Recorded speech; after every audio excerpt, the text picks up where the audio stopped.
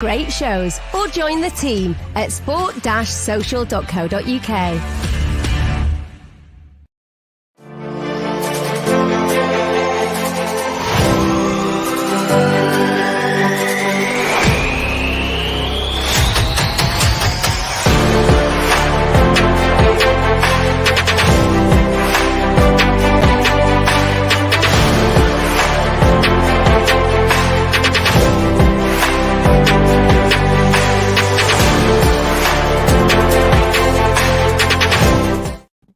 Hello, welcome back to day 3 of 10 days of Ten Hag. This is a Frenkie De Jong special. I'm joined by Rob Blanchette as always. And this is the exciting one, Rob, isn't it? Because this is the big midfield signing. I mean, Man United have dragged this on and they do tend to do this with their big transfers. But all in all, you can't help but be excited by a player of that caliber. Someone like Frenkie De Jong, who's gone to Barcelona, hasn't quite worked out for him, but it's so central to Ten Hag's system and the way he wants to play. And if United can secure him, which they are probably going to do that now, it looks very, very close. He's going to be a huge, huge signing, isn't he? Yes, an absolutely mammoth signing for Manchester United in more ways than one. He will probably be the primary signing of the summer, no matter what Manchester United do from here. Of course, they are looking at other players. But the whole point about Frenkie De Jong is what Frenkie De Jong means to Erik Ten Hag. And this is why we're doing the show today. It's about systems. It's about combinations. It's about the factors that maybe, I don't know, football fans sometimes think about, but maybe just get, I don't know, pulled towards sexy football. So they're looking at players that are of the highest caliber. But what about players that actually do all the proper work with the ball on the deck? We quite often talk, don't we, about Manchester United not being very good at passing the ball or keeping good ball retention. And that sounds like boring stuff, but it's actually the stuff that makes you tick. It's what makes your team good or bad. Manchester United have been very bad at it over time. So Frenkie De Jong, yes, a very exciting signing. We believe now that the deal is almost done. Manchester United looking to offer around 69 million. Barcelona still holding out for about 74. That's what they're looking for. You said there at the top of the show, Man United drawing out their transfers like always. This has actually been all about Barcelona. Barcelona have closed this deal down. They've kept it slow. The reason is that they want to kind of bump up the guy's value. They were shopping him to marketplace. It really is only Manchester United who are in here at this kind of value, at this level. And Barcelona have been the ones that have put their foot on the brakes because they've been just waiting for their accountants to be ready for this money so they can go and invest it. So nearly there now. And I think it's about time we start talking about Frenkie. Before we go into it, Rob, let's discuss sort of what also changed for Frenkie De Jong, because initially, obviously, he didn't want to leave Barcelona. We all know about their well-documented money problems, really, really bad, very badly run club. If you think United are badly run, I think they're a bit of a joke, aren't they, in terms of their spiraling debt. But what changed for him? Because I don't see this transfer happening without Erik Ten Hag. I don't think he would join Manchester United. I didn't think Frenkie De Jong would ever play for Man United. I thought he'd be at Barcelona for years, possibly somewhere like City. Obviously, he was linked to PSG and nearly went there before the Barcelona move. But how pivotal was or has been Erik Ten Hag and the opportunity to work with him again been for Frenkie De Jong and his decision to come to Manchester United? It's 100% about Frenkie De Jong. You know, you do not get this player if Mauricio Pochettino is your manager or Ole Gunnar Solskjaer or Ralf Rangnick. So this is about the new manager and this is about his wish list and his wants. So I reported earlier on, we spoke about on this show before, about the manager and player speaking originally. And Frenkie De Jong, as we said there, didn't want to leave Barcelona. I think really what he's found out in the last couple of weeks is that Barcelona need the money and that's it. This is bottom dollar. They don't not rate him. Again, you said that at the top of the show, it's not gone right from at Barcelona. I think there's wider aspects in that. Barcelona themselves as a football club have not been particularly good. And really, Frenkie De Jong is got good competition in that Barcelona midfield, both in defensive positions and kind of more offensive ones. You know, got 2 or 3 really amazing young players there at that football club. So for him, that's really why he's become expendable to Barcelona. But it certainly doesn't affect, I think, in terms of his own quality or what he is as a footballer. And he would like to, I think, go to a club now where he is the central part of the project. And this is really what Ten Hag's been selling to him now for a number of weeks. There's other factors here at play. Donny van der Beek is at the football club already. There's more connections than just Ten Hag. But from what we're told and what we know in the last few days, the player himself feels that if he's going to leave Barcelona, there's only one club he really wants to go to, and it's simply because of the coach. It's down to Ten Hag. He believes that he can thrive under Ten Hag. And the Premier League, again, being a big cash cow for people. He's on incredible money already at Barcelona, kind of mid 350s, around that mark. There's no doubt that he will probably be Manchester United's second or third highest paid player at the football club. And of course, number one, as we know, is Cristiano Ronaldo. So you'd think there's a big gap there in terms of wages. But this guy is coming to United because United are going to put a lot of faith in him in terms of finances, but also the central part of the project. Guys, look, some great questions. We will get to them. We will talk about, the defensive midfielder position, and we will talk about Frenkie De Jong's statistics, what position he plays, what position Ten Hag thinks he's best at as well. There's some interesting quotes we're going to go through as the show goes on. But before we do that, make sure you hit the like button, hit the subscribe button. If you see this on Twitter as well, give it a retweet and give us a follow on at TF Masterclass. Give myself a follow on at Haider_Rubbani. Give Rob a follow on at _Rob_B.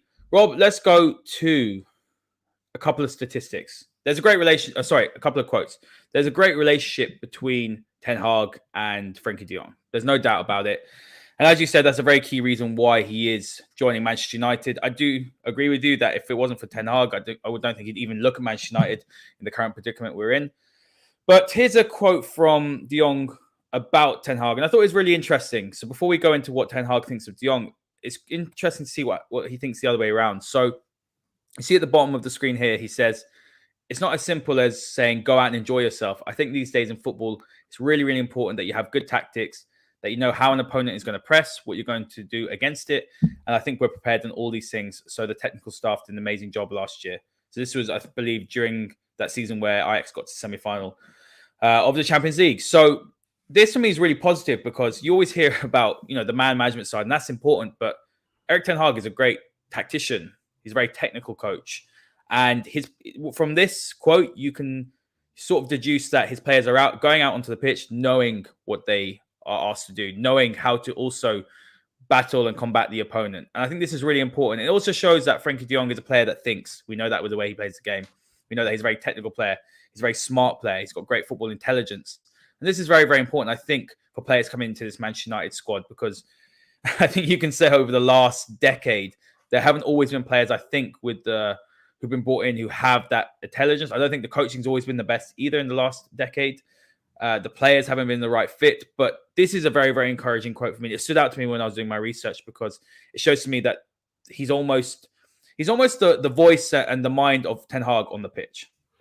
Absolutely. And I think this is why Ajax have been successful under Erik Ten Hag for this exact reason, is the preparation and players knowing the expectations. So this is something that Ten Hag needs to create at Manchester United in terms of environment, in terms of culture. So if there's someone that's done it for you in the past, yes, they might come at a premium. But if that player automatically takes you in the technical stakes from here to here, then it's worth exploring, isn't it? And this is why he banged on De Jong's door, because there was always this feeling that Barcelona were trying to shop the player. And of course, the player himself didn't really want to leave that football club, and his options were then kind of minimal. So I think when you read these quotes, these are from 2019. So it's obviously when De Jong was at the end of that spell there with Ajax and how well Ajax had done. This is all about, again, we talk about the word holistic a lot, don't we, on our show? Everything is kind of all one thing. How do you make man management blend into tactician elements and turn them into a football match and into a football team? And this is what Ten Hag is really good at. So this is what we expect to see at the club, Haider, because I think we've seen managers that have got MOs of how they do stuff, but not one coach has really been truly successful since Fergie left, have they? They've all kind of done bits and bobs. Mourinho won the most trophies, but we saw lots of change under Louis van Gaal. We saw Ole with the kind of banging his chest moment of getting players running around again, and then it all collapsed.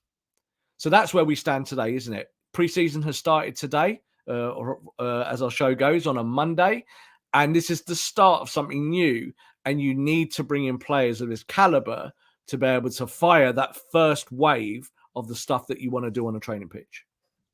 It's so important when you look at Ten Hag's philosophy, principles, system, style of play. So important those midfielders, along with the centre-backs, to be honest with you. Everybody in the team, but so important those midfielders are strong in possession and are comfortable with the ball at their feet and that can sustain pressure. So important. Something you see with Ajax is they frequently stagger their midfielders as well. So you have, a single pivot and you have the other midfielder a little bit further forward, and you have a number 10 or an attacking midfielder. So based on that, and we will go into more detail though, where do you see Frenkie De Jong sitting in those? He's obviously not going to play number 10, but where do you see him sitting? Do you see him sitting deeper? And let's also reiterate that he isn't Destroyer United. Ten Hag will not be employing a destroyer, and that's the key thing here. So that explains why we haven't gone and signed maybe a Kamara who's good on the ball, but someone who can break up play and is very, very good at that. He wants a player who's very good in possession, who can start attacks, who can play through the lines, and who can link up play. So where do you see him playing? Because this is $1 million question. I have concerns about De Jong as, let's say, a lone number 6, and I think some of the quotes we'll have a look at a little later on will also show that Ten Hag doesn't necessarily see Frenkie De Jong in that position. Yeah, look, I think this kind of goes back to a lot of the stuff we've said before about what is a defensive midfielder, what is a midfielder, what do you actually need, what is a number 6. So, again, I would have seen the comments straight away, Man United need a defensive midfielder. It's like the common catchphrase of all Manchester United football fans when they're looking at the midfield. But I'll say it again, Manchester United do not need a defensive midfielder. Manchester United need midfielders that can do the midfield job. That's what they need. So what's Frenkie de Jong's best position? Frenkie de Jong believes his best position is what he would describe as a holding midfielder, so a modern number 6. Frenkie de Jong is not a number 6 in the way that United fans would remember, say, a Roy Keane type player. Who is he closest to in terms of maybe stylism, in terms of how he plays the game and sees the game? He's very, very much like Michael Carrick. So not so much of a screener in the way that Carrick would screen the defence, but the whole idea about Michael Carrick was to get the ball down on the floor and play the first pass. Get the ball off a defender, turn and play the correct pass. That's what Frenkie de Jong is good at. Not in terms of just being the ball player, but he can also dribble with the ball. He will take his time when he needs to. He will be able to ebb and flow and do all the stuff you expect a proper midfielder to do. And that's what I think United need, Haider, proper midfielders. Now, people might say it's very vague, but when you look at the double pivot that United played last year under Solskjaer, playing that 4-2-3-1, the issues for Fred and McTominay wasn't that they weren't defensively good at times. It was just that they're just not very good on the deck. Just not very good at turning on the ball and playing a good quality first pass. They'd run until you're blue in your face and they'll go and protect, plug gaps. And Fred became really good at that. When you look at his metrics, became good at that function. But is that what you need to win a title? I don't believe so. You need midfielders that can do the midfield job. So that is what Frenkie de Jong is. A guy who's more like a number 8, but can play as a 6.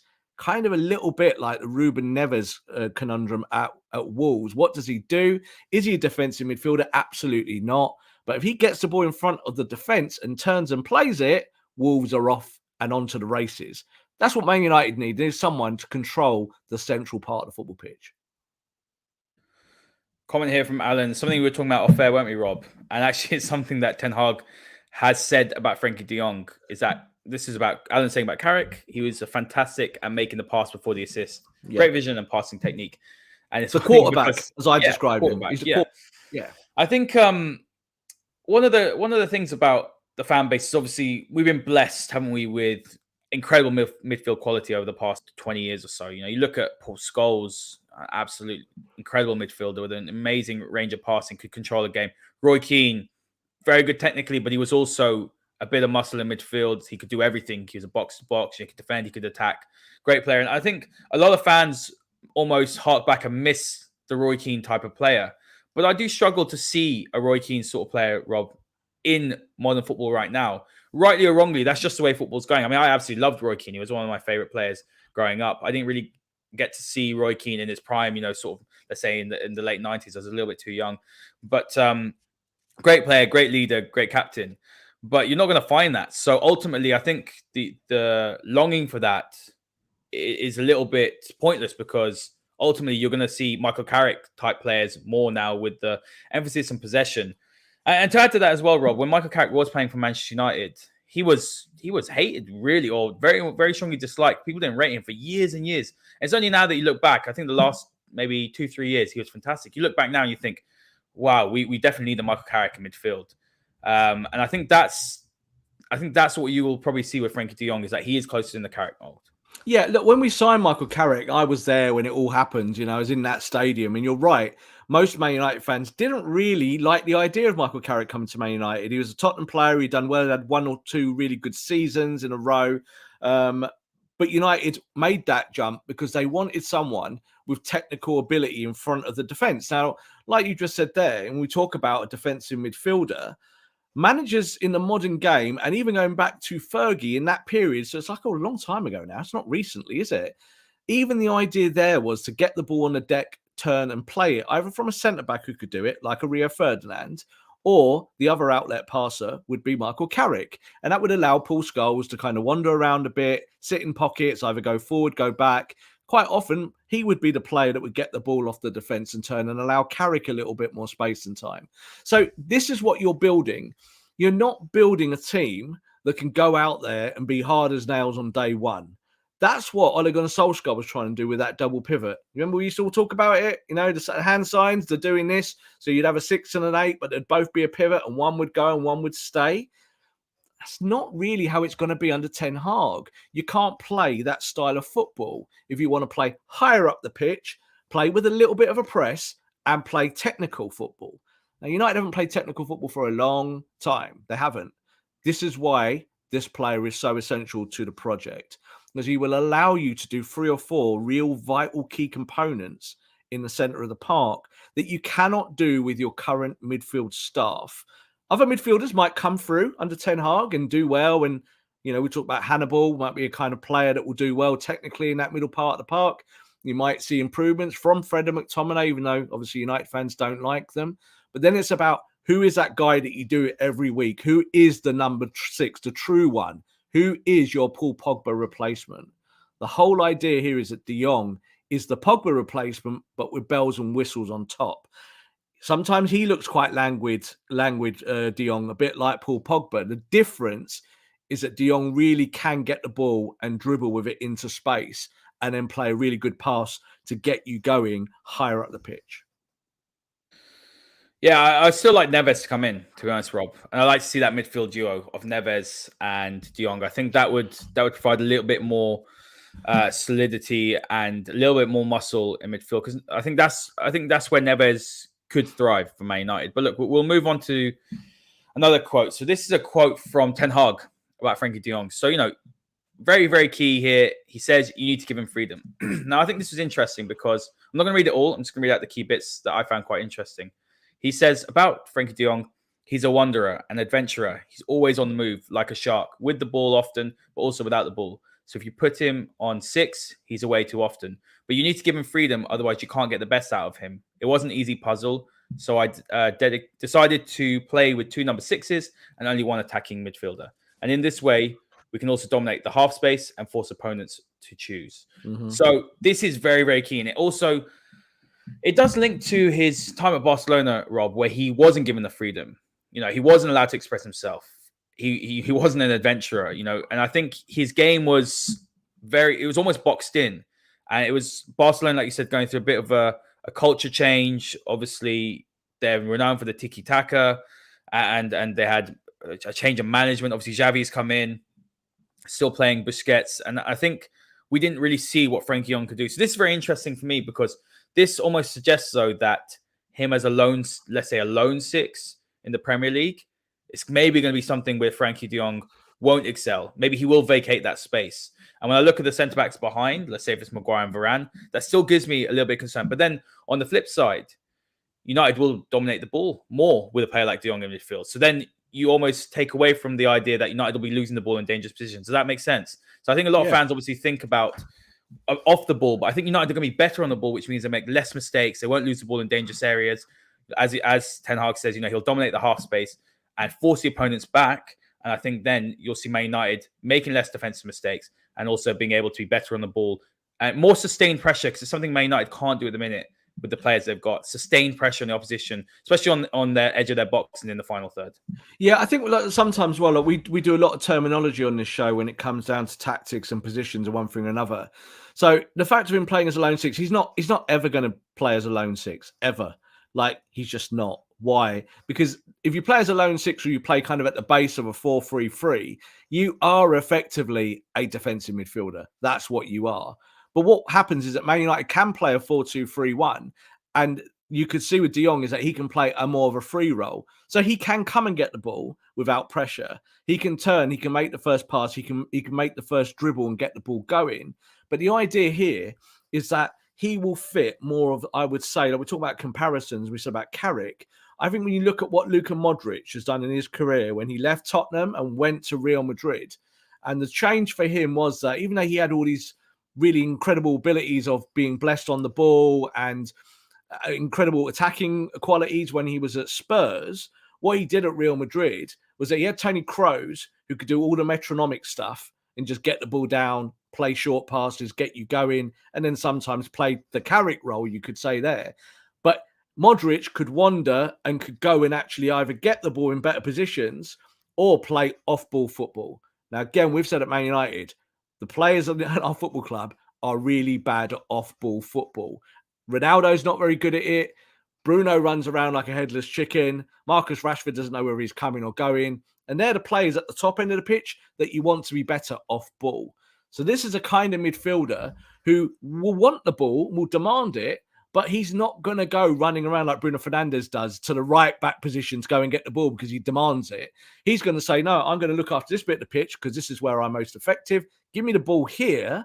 So, Harry Maguire, you're quite a good ball player. Give me the ball 10 yards, 15 yards off you, and then I get us going.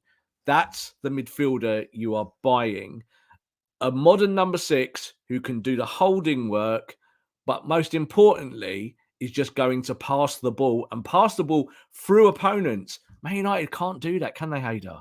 We've talked about before, they're so bad at passing through opponents, but you need to go from centre-back to midfielder and then be on the attack. That will help Ronaldo loads. It will help Bruno loads. It will help Rashford and Sancho a hell of a lot. And even if you can bring in someone like Anthony, the price is getting very high for Anthony now. Too high. But again, I always say this, don't I? I don't really care what United pay for players. Like, the Glazers should just pay it. That's just how it is. But I also do get why they might look at that and say 70 million's too much. I've seen a few people say today, 70 million for, potentially for a sub. Well, that's not why you would be buying him, is it? That's not it.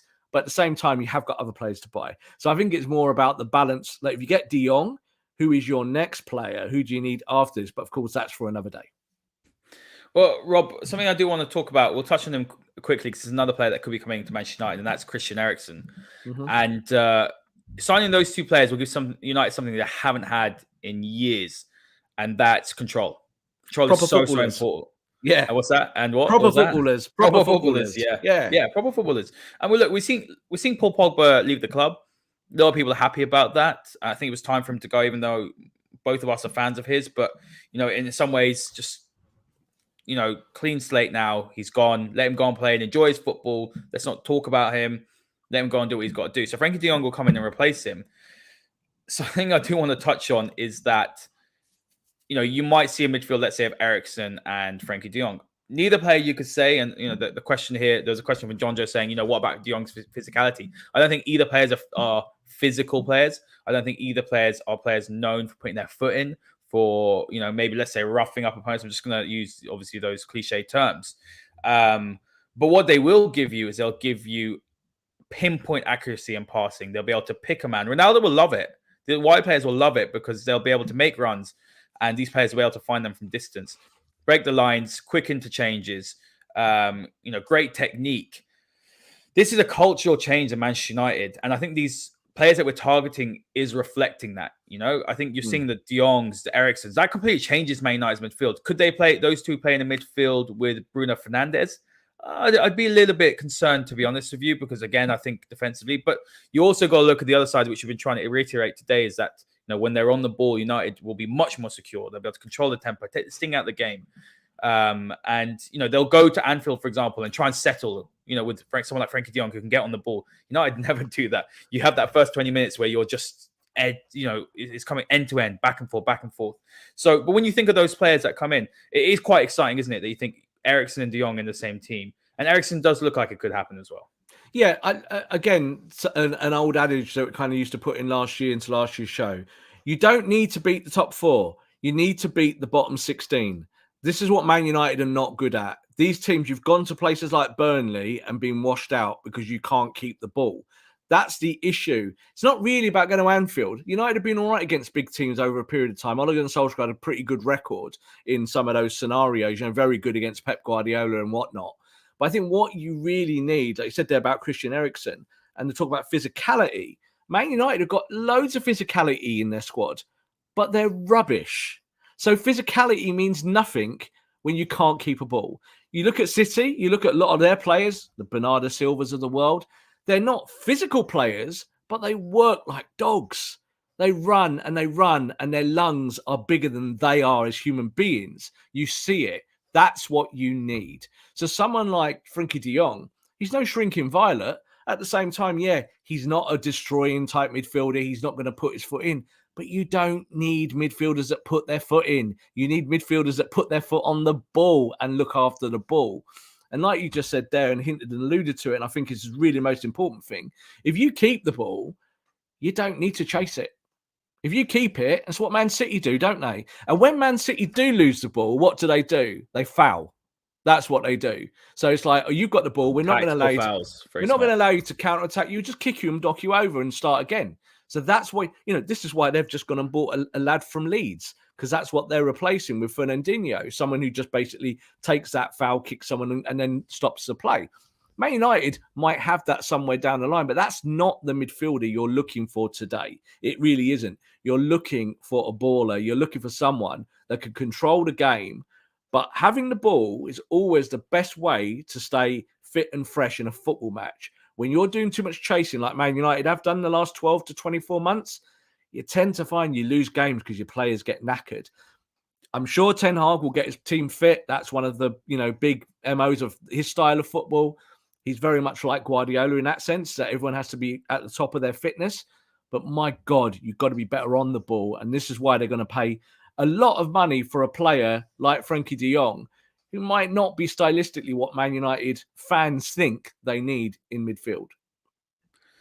Guys, a lot of you in the chat today and watching live. Make sure you hit the like button, hit the subscribe button. And we'd love you to join us on this journey. We've done day 1 on Ronaldo and Ten Hag, day 2 on De Gea and Ten Hag. Obviously, today is about Frenkie De Jong. So you have 7 more days, 7 great topics coming up. So make sure you hit the like button and turn those notifications on as well so you don't miss any of our content. Rob, so here's another quote. I'm loving these quotes, to be honest, because you can tell just how much respect and admiration that Ten Hag has for Frenkie De Jong. He was that number 1 target. He had to get into the club. And the club have done it. And, fair play to them. Obviously, we've got a few more bits to close and to seal before the signing can be announced. But he is pivotal, isn't he? He's that first building block that Ten Hag needs to be successful in implementing his system and his principles. Some comment here as well from Ten Hag saying that, he was once asked, is Frenkie De Jong a number 10? And he said he's not an offensive player. I remember him. I took him away from that position. Frankie's not a player that scores goals. He's a player that takes care of the build-up, providing care for those that assist and score. Someone in the comments said something very similar, like Michael Carrick, the pre-assister. Frenkie is the definition of a modern and complete midfielder. He can defend and attack, but you have to create a role for him where he can do both, like we did with Ajax and the national team. That's how he performs best. He's doing really well, actually, under Louis van Gaal. Louis van Gaal's got a really good tune out of him. He is playing a bit more forward, though. He is playing a little bit more box-to-box, I'd say, rather than, let's say, a holding role. Yeah. But when you have a look at it, this is key for me. The modern and complete midfielder. He can defend and attack. Not just a defensive midfielder. Not just someone that can score goals. Someone that can do a little bit of everything. And to a very, very high standard. I think Christian Eriksen is another player who can do a lot of good things. Maybe defensive side not as well, but he is a complete footballer and a complete midfielder for me as well. So, big step away from what we currently have. I would say we've got a lot of physical players, but I think they lack technical ability, in my opinion. So someone like De Jong coming in just elevates the level, and that's very exciting. Yeah, and look, United have got plenty of function. They have. They just haven't got a lot of flair. But what you need is you can't just have a player that is a flair player. So, for instance, I think Paul Pogba is a really good example here of what Paul Pogba can do. But you can't just have Pogba being, the puppet master and everyone else running around and giving him the ball. It doesn't work. There's no balance. But as the quote says there from Ten Hag, it's really important. He can defend and attack. This is what you want from a £70 million midfielder. I really don't buy into this whole thing about defensive midfielders because, again, when you look at teams that are successful, they have defensive functions. They're players that could do defensive things, but they're not defensive midfielders. Someone said to me recently, who's a coach, they went, there's no such thing as a defensive midfielder. It doesn't exist. It exists in the minds of FIFA players because you have someone that can run around and do that job. Man United have got players that can run around. It doesn't mean they're very good defenders, does it? They can plug gaps. It doesn't mean they're proper defensive midfielders. So a holding midfielder is someone that can do that job in terms of getting the ball on the deck and turning on it. And all of the things that the manager is saying, and I'm just going to call him the manager now because that's what he is. He's our manager, so we'll call him manager like we used to call Fergie and everyone else. The gaffer. The manager sees this type of player as being essential to what he wants to do at United. And I like that because I think that's what you need in the modern game. You don't need players like I think Ole got stuck in this trap. Ole wanted to play kind of high octane style of football, wanted to be more technical, but then just pushed the whole team towards physicality, just pushed it towards this double pivot system. Wanted to play 4-3-3, could never play 4-3-3 because he had these two guys in the middle there. And if you took them out, United lost games.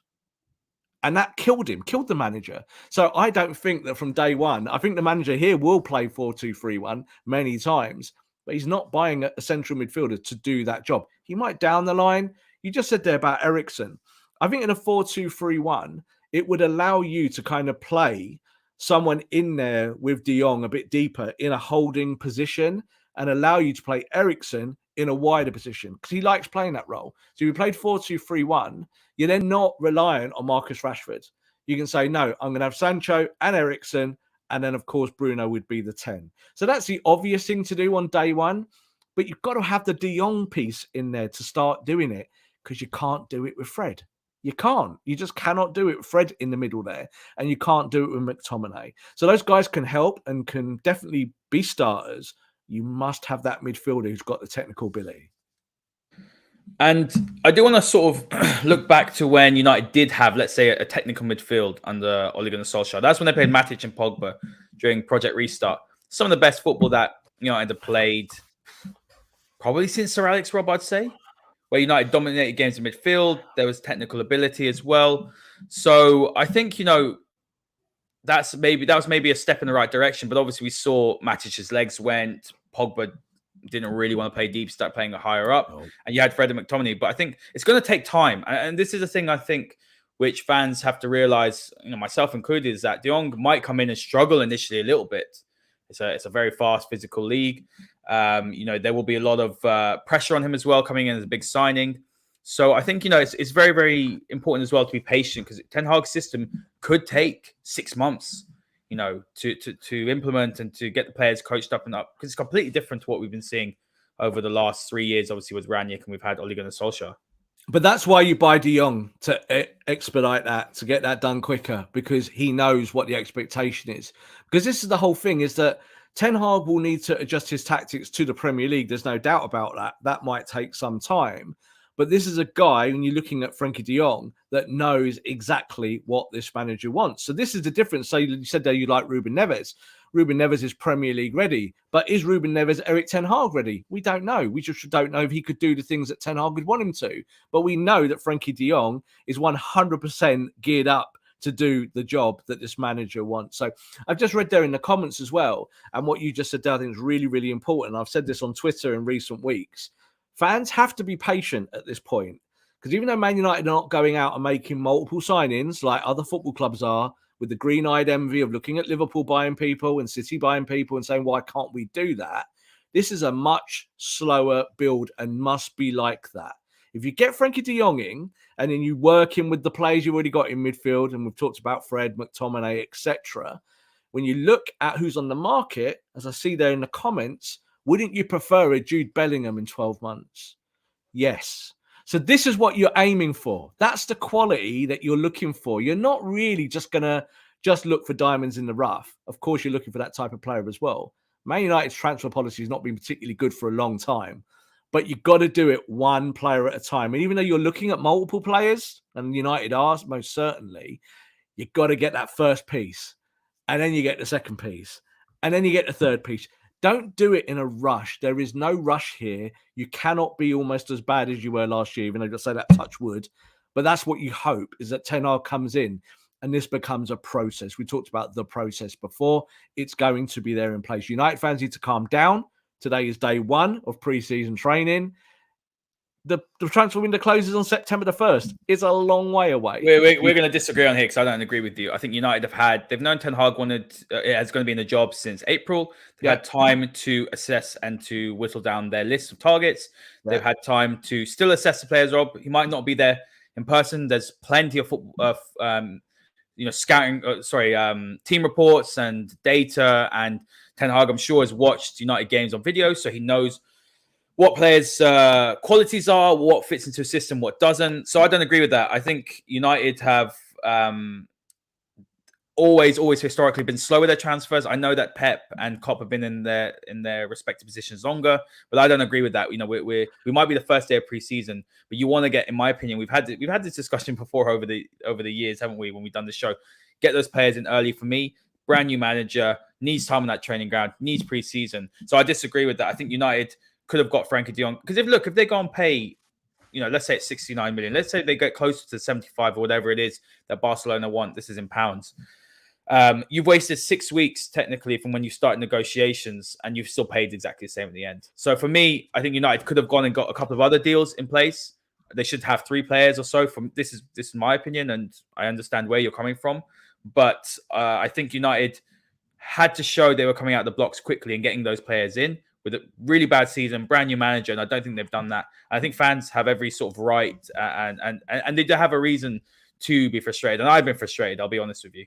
Yeah, I know you're frustrated, and I know fans are frustrated, but my point of what I'm trying to say to people is that Man United is a harder sell than people think. Your football club is a pile of crap.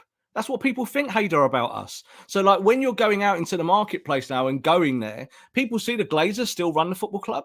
That's what you're selling. You're selling the Glazers. So how do you do that? So I think that what you really need to do, like you said there about data, what you did a few weeks ago is you sacked the whole scouting department. It's gone. It doesn't exist. It's out the window. Ten Hag hasn't got anyone at Man United to talk to about scouting. They don't exist. They're coming into the football club now because you're building that. That's why it has to be slow. Now, you look at Man City, 6 years into a project, Liverpool, 6-7 years into a project, and they fly because everything works beautifully. That's what you're trying to build and emulate. Man United, Haider, so many times in the last 10 years have gone out and won the transfer window. They won it last year. They got Ronaldo, Varane, and Sancho. What did it get us? Got us nothing, mate. Nothing. It's bad business. So I know what you're saying, and I know fans will always crave it, and they will always want stuff before it happens. And you just said that you could have got De Jong early. You couldn't, because Barcelona have not been prepared to sell until this point. Barcelona have been the people going out there trying to find a buyer, and of course, United are a good fit for them. But why should Man United pay 80, 90, 100 million for a player that you could probably get for mid-60s? Okay, I agree with that. It's a good point. It's the Jadon Sancho conundrum, yeah? Jadon Sancho, you could have got him for 112 million. You could have, but you actually waited a year and then got him for his real price. So I don't think United are going to wait a year. Here's a question, players. Yeah, here's a question.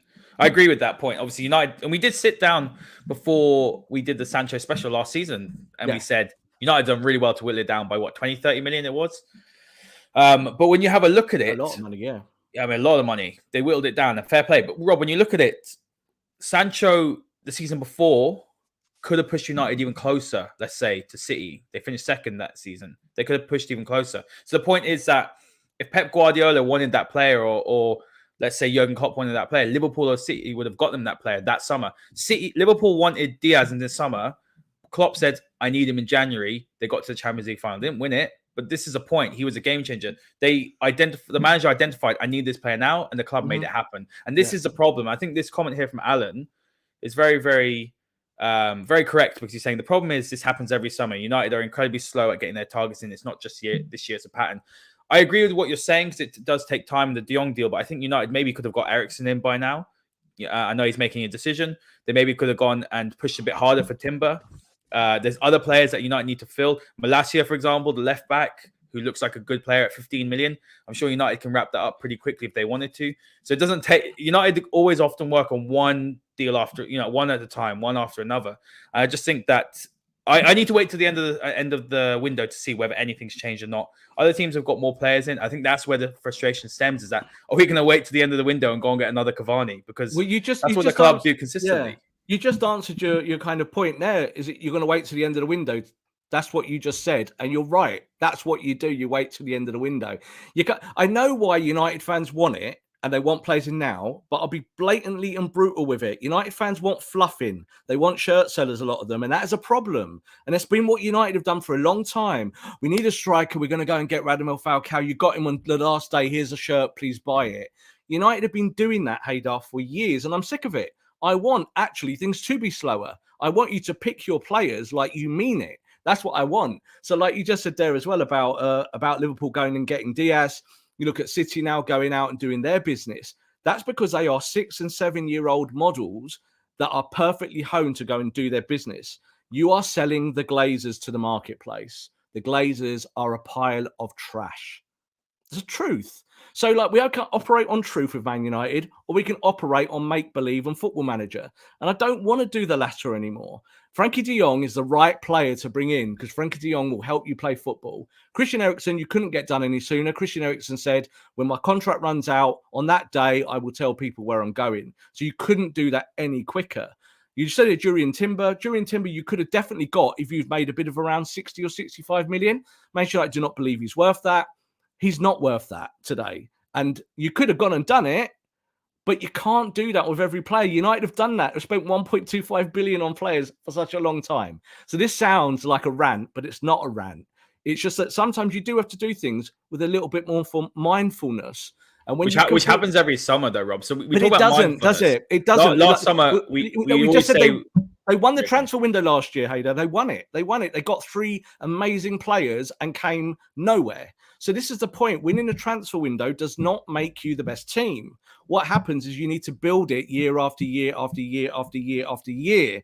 And 5 or 6 years down the line, you might get everything you need really quickly. History doesn't suggest that. That's the point. History doesn't suggest that, because United have sacked their manager every time. So that's why. That's the key part of this, Haider. The owners are the key part of it. The owners are still there doing the business. So you've just got rid of Ed Woodward. That's the other side of this coin.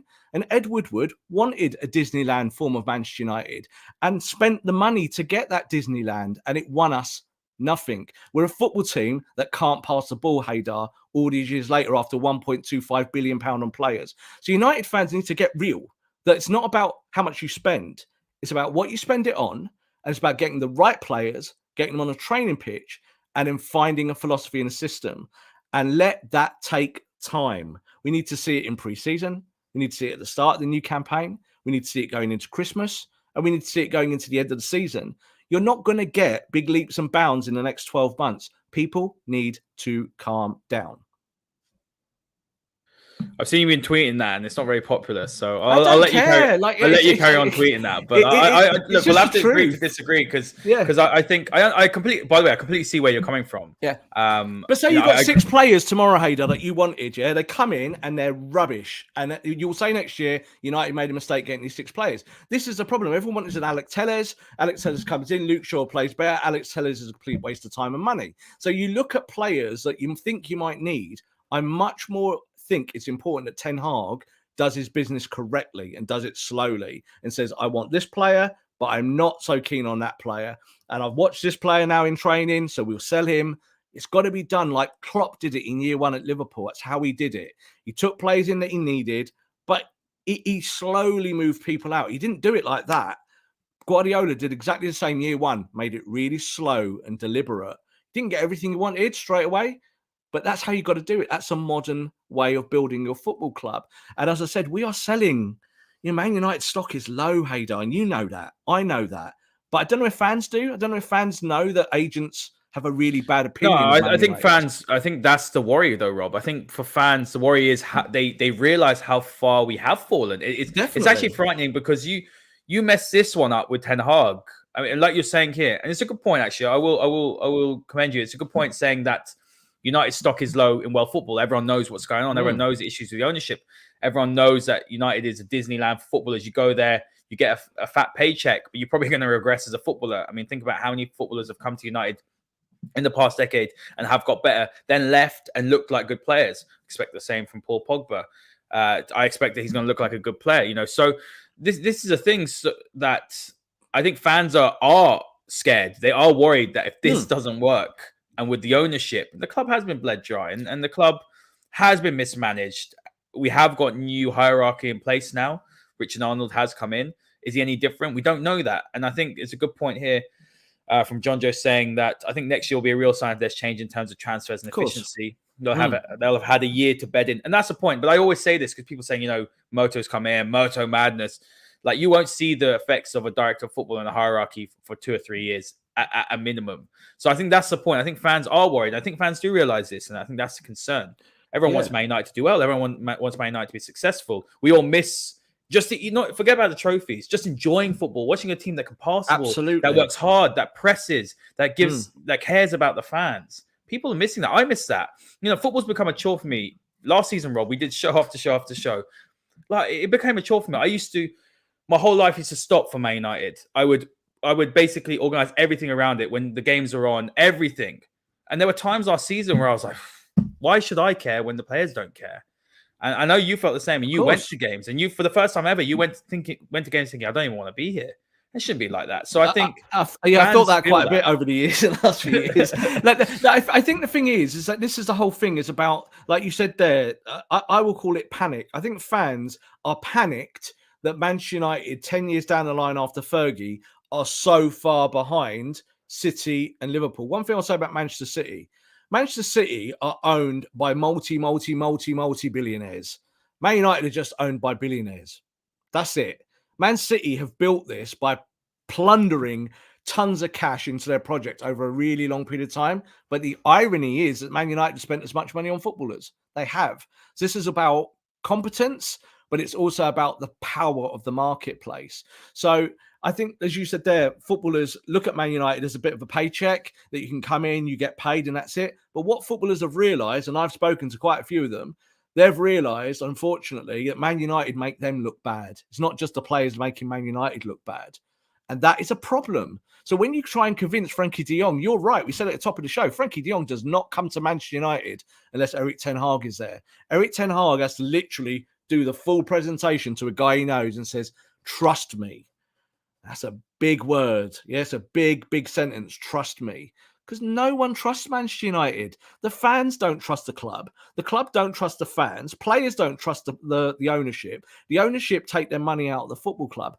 All of it is a mess, Haider. So that's why you can't go and make 5 signings like that. It doesn't work like that. It's not real business. Again, I know fans feel the desperation of signing new players. But as it showed last year, you can buy the best players. You can buy Cristiano Ronaldo, the greatest player of all time, and you get worse. Go and find the right players and take your time. And like you said there, we just want to see some good football, don't we? If we get to Christmas and we're 4th and they're playing really good football and we see a big shift in culture, I think United fans will be all right with that.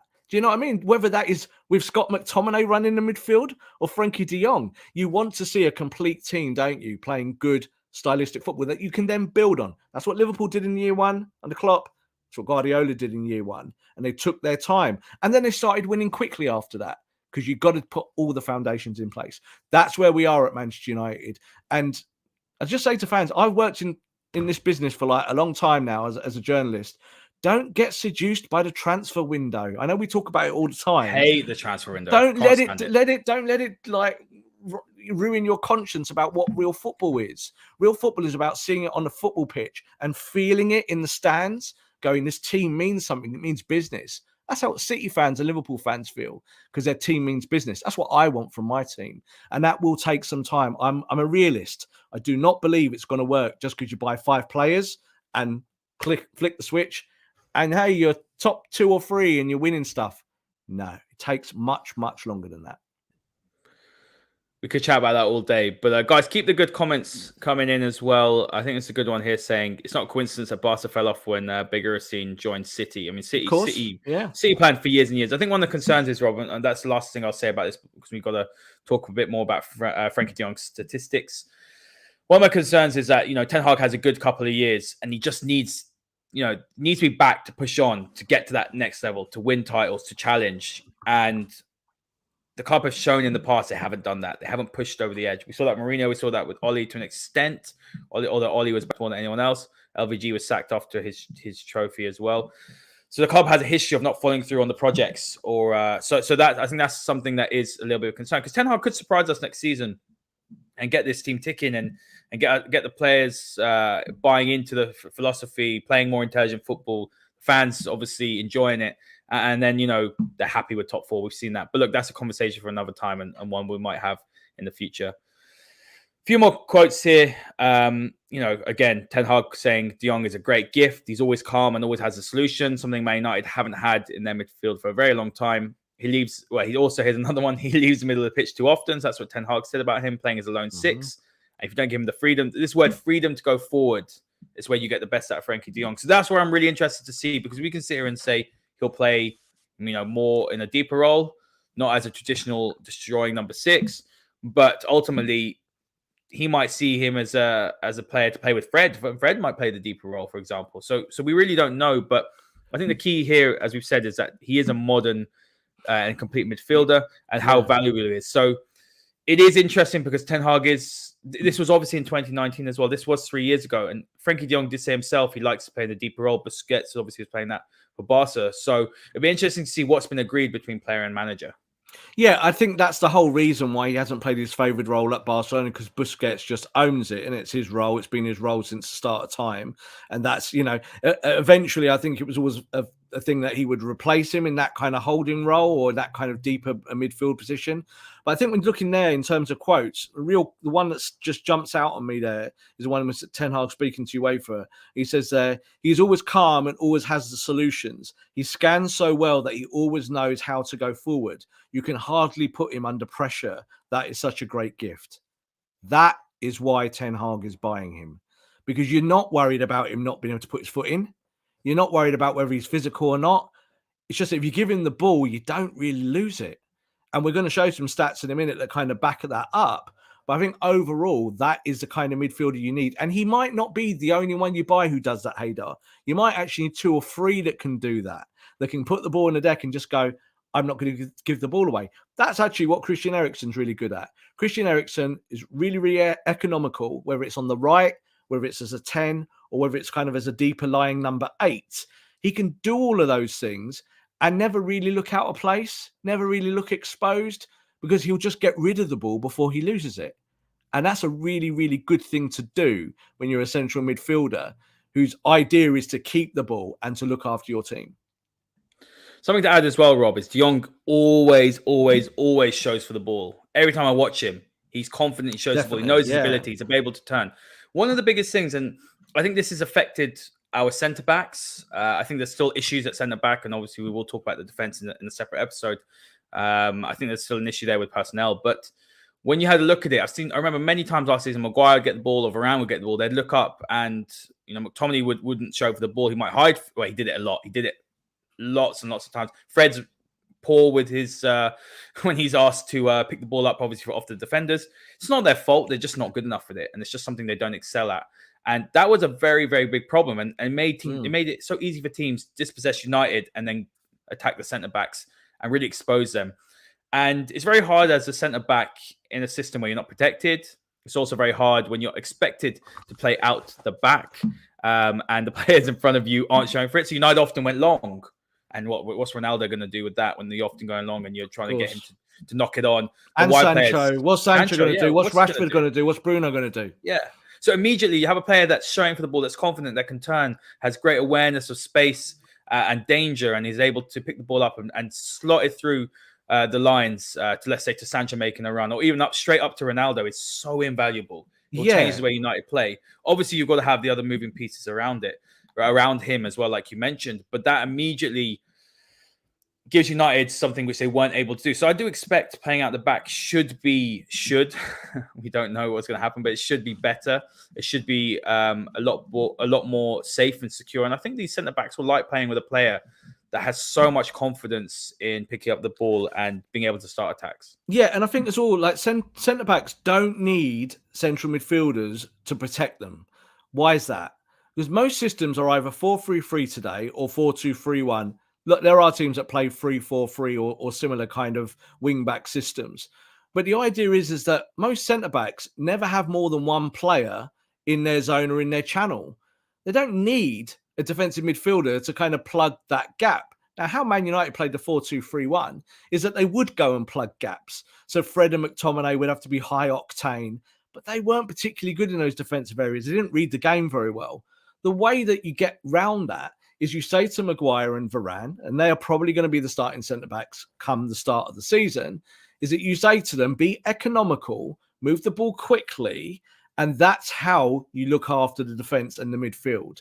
You don't look after the midfield by someone just sitting there and doing it, because you get ripped apart now, don't you? The width gets exposed, the channels get exposed, you get done. Man United got done so many times last year because that's all they were doing tactically.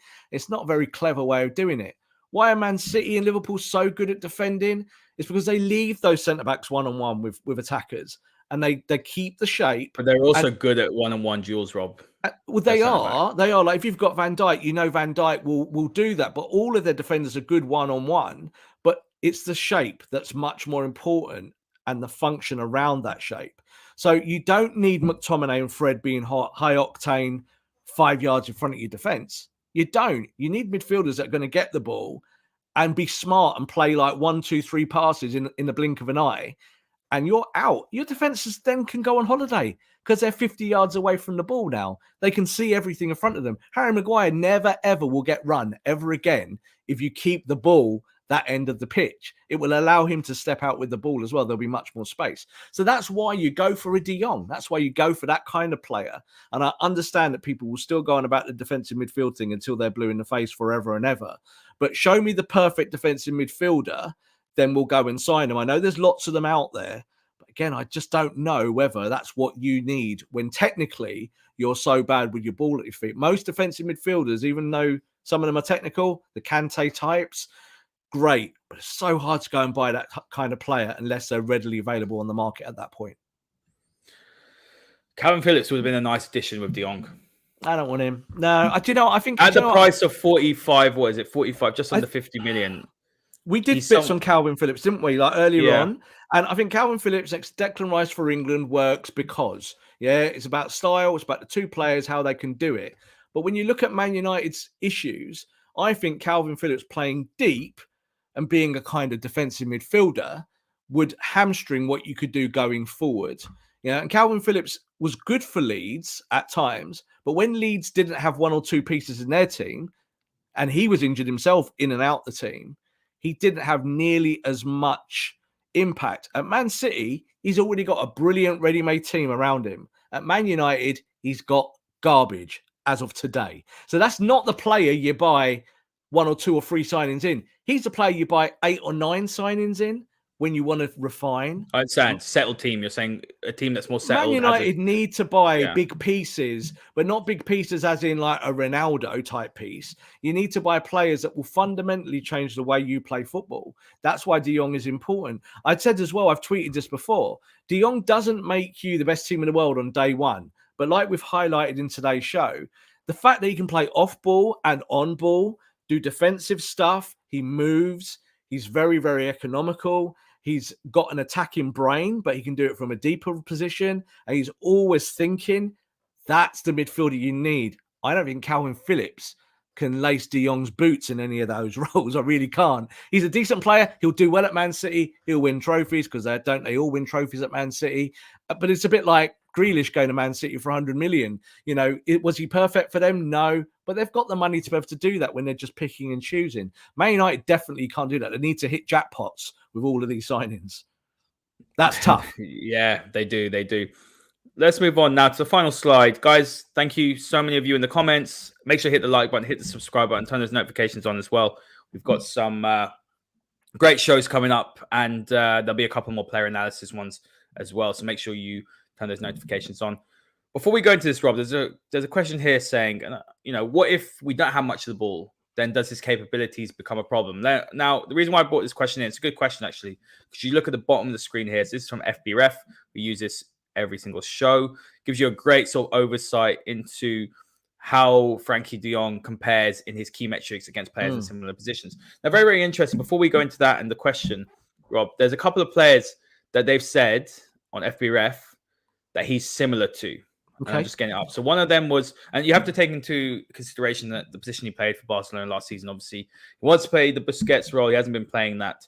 So you've got the likes of Ilkay Gundogan, Renato Sanchez, Luka Modric, we spoke about him earlier, Barella, who's done very well at Inter, Bernardo Silva when he's played in midfield, Jordan Henderson. So they're the players that they said, based on all that data, that he's very, very similar to. Yeah. So you can actually see that, though, in his metrics. You can see that in where he's come out strong and where he's come out a bit weaker. So John Joe has a good point there, because when United go and play teams that obviously will have the ball more than United, how are his deficiencies going to be masked over? Well, here's my sort of point that I want to make before I allow you to answer. Erik Ten Hag I think Ajax had around 60% possession last season, and they are known to dominate possession. There's only going to be 2, maybe 3 teams, I'm going to say, that will have more possession than Man United next season, if obviously Ten Hag can get us ticking. It'll be Manchester City, Liverpool, and possibly Arsenal. They're the 3 teams I think that can. So when you're playing, the other 16 teams in the league, then I don't think that's a worry, because United should be dominating every single other team. Maybe Chelsea, but again, Chelsea do give you the ball. Tottenham will give you the ball under Conte as well. So I think while that is a concern, you're only thinking about, 6 games out of a 38 game calendar season where you're having to worry about, and obviously the Champions League. So I do see the concerns, United should be making other teams worried about how are we going to get the ball off Frenkie De Jong? How are we going to dispossess United? How are we going to cope with the sustained pressure?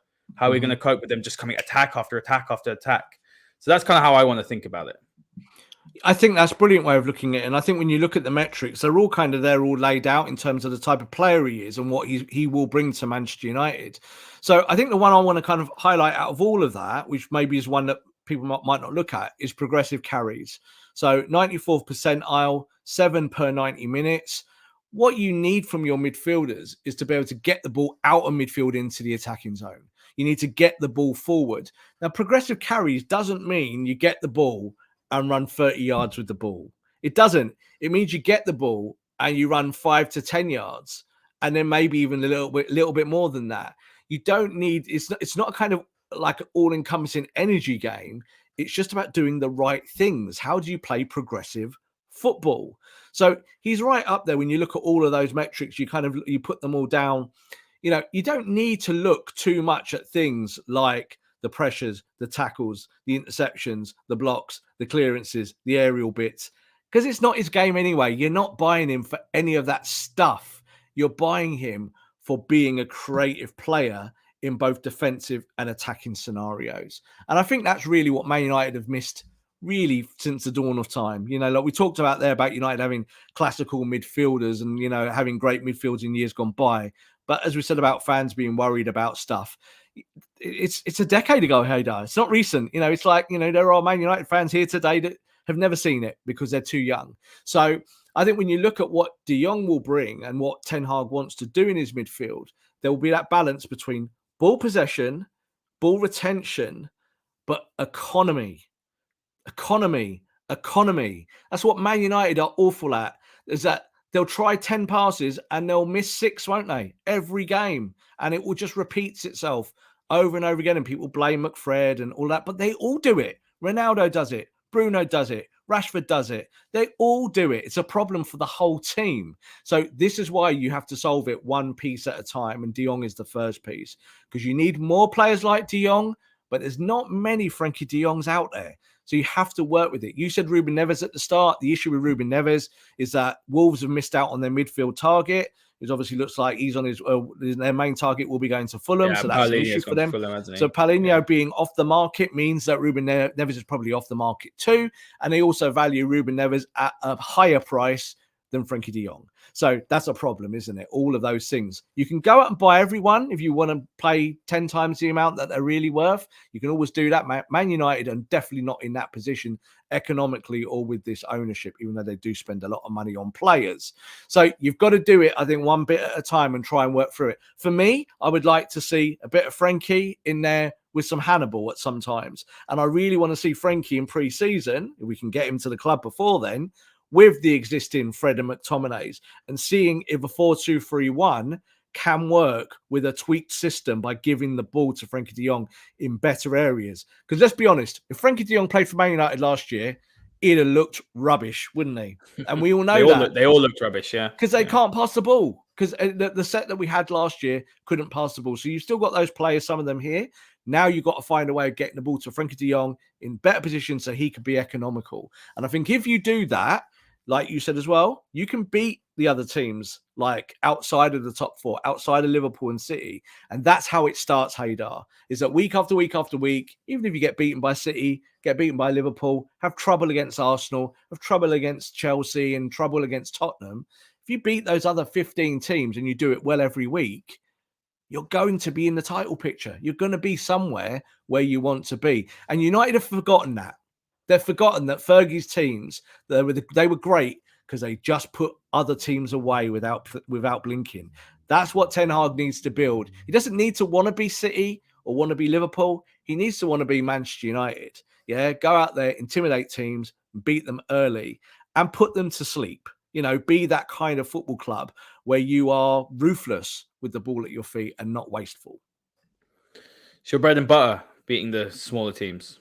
That's what it's about. You know, that's how you win league titles. Bottom 15, bottom 16. That's what you've got to beat. Liverpool have done for the last 3-4 years. They've just been so consistent. Barring outside one or two defeats, like, you know, obviously we saw Tottenham beat City, you know, and a few of those results, and obviously when they go head to head, but they just beat everyone around them, and that's what United need to do. And that's not to say they shouldn't go and win the games against the other top 5 or top 6. You need to go and do that, but you know, that's where United, I think, was it last season or last couple of seasons, they've lost to the 3 relegated sides, like two out of the 3 games. There's something ridiculous like that. All the way back to Mourinho, we used to lose to any team in the bottom 6 would lose to them. And the whole point of it is that that's about culture, isn't it? If you get your culture right, then you go out and you demand that you beat those teams. And Man United haven't done that for a while. They've allowed teams to beat them and be the giant killing. And that's why I would say, like, the big games are important, but they really are the least important games. They really are, because you can still win a title or get close to a title or be in the top 4 and not be successful against the really big clubs. The most important thing is you beat the teams in that bottom 15 or 16 positions. Before we wrap up, Rob, I just want to bring up 2 players. There has been a question regarding Jimmy Garner, and let's talk about Hannibal as well. 2 young players who, Jimmy Garner was fantastic for Forest, and it'd be interesting to see what happens. He is coming back. He is going to be assessed. It could be just a little bit too soon for him, but I really like him. I think he's got those qualities, you know, those ball playing qualities, his ability to thread a pass, break lines, great vision. He's got a little bit of a mean streak in him as well. He's played in the Championship and he absolutely cruised it. And he dealt with the physicality of it. So you could see, you could possibly see those 2 6s, him and De Jong playing together in a 4-2-3-1. United would keep the ball very, very well. Whether it's a big step up for him and too big for him now, possibly. And then you've got Hannibal as well, who'd give you more of the energy, the legs, the physicality. He's great on the turn as well. He'll pick up the ball. He's a good progressive carrier. He'll drive with it, into the opposition half. And, he'll put his foot in as well. He's a really talented player. Those are 2 players who I'm really excited to see. Are they ready? I don't know, to be honest with you. But do you see either of them staking a claim for a starting position? Because I think technically you could argue that they might, in some respects, be better than, let's say, maybe McTominay. Fred has his issues, but Fred, I think, could be an interesting player as well under Ten Hag. Yeah, I would not be surprised. I'll put up my neck on the block now, but it's one of these things. I would not be surprised that once all the business is done, September the 1st has come and gone, we get to that point, is that Garner and Hannibal might be out on loan. Just might be, because I still think they need football. It's just how it goes. Would not be surprised to see Garner go back to Forest and kind of be in the Premier League playing for them. It'd be a good move for him, Rob, I think. Potentially, yeah. But I also would like to see Jimmy Garner in pre-season for Man United in that role, definitely. I think Garner and De Jong would make total sense because they're both technical players. They both can do the defensive side of the game. And Garner is definitely much better higher up the pitch than people understand. Garner actually gets a really good amount of assists in terms of the minutes he's on a football pitch, even though he plays maybe deeper at times. But he's also the modern holding player, again, very closely related to a Michael Carrick type. So you need, as I said, more than just one of those players. You need 2 or 3 in your squad. And that's how you rotate, because then you can play a style of football where you're not taking one out and everything falls apart. Because that's what Man United have been about for a long time, isn't it? One position moves, what happens with the other 6 then? Oh, no, God, now we're changing everything and it doesn't work. So I look at Garner being a huge upside if you get a player like De Jong, because I think he can help him, and vice versa. You can get Garner doing some more of the tracking stuff, more of the screening, and letting De Jong be the player. I saw there in the comments there about Hannibal being ill-disciplined. Hannibal is ill-disciplined because of his age and his style of football. But if you had someone like De Jong who did sit, or Garner who did sit and did all the neat and tidy stuff, which is what they can do, without ever losing the ball, you could say to Hannibal, push on, go higher up the pitch, go and help, get to the edge of the box, go and be more like a number 10 at times. But do you know what? You're an 8, so sit back in, fill the gaps, and then set the formation again. So United have got options. I want to see all this, Haider. I'm excited about it. This is why I don't feel bad about Man United not making signings. I'm convinced they will make the signings, but September the 1st is still a long way away, and pre-season starts now. Now you can start assessing everyone and everything. And this manager has only met these players today, Haider. He's only met them today. It's the first day he's ever met Marcus Rashford. It's the first day he's ever met, any of those young players that have been in and around the squad who haven't been out on international duty. So that's important. And that has to happen first. And you have to take it one day at a time. Great questions, guys. Thank you for all the input. Rob, final word before we wrap up. That was day 3 of 10 days of Ten Hag. An enjoyable one. Is a look forward to the future and what sort of player the Man United will be getting. Absolutely top draw. You pay a lot of money for a player like that, and if United do get him for the price that's been quoted, I think they've done really, really well in that respect. He's key for Ten Hag. He's key for the system. He's key to implement his principles and philosophy, and to be successful in the league as well, because it is a difficult league. We saw Pep Guardiola come in and come fourth in his first season, and no one really expected that. Obviously, he had to then adapt.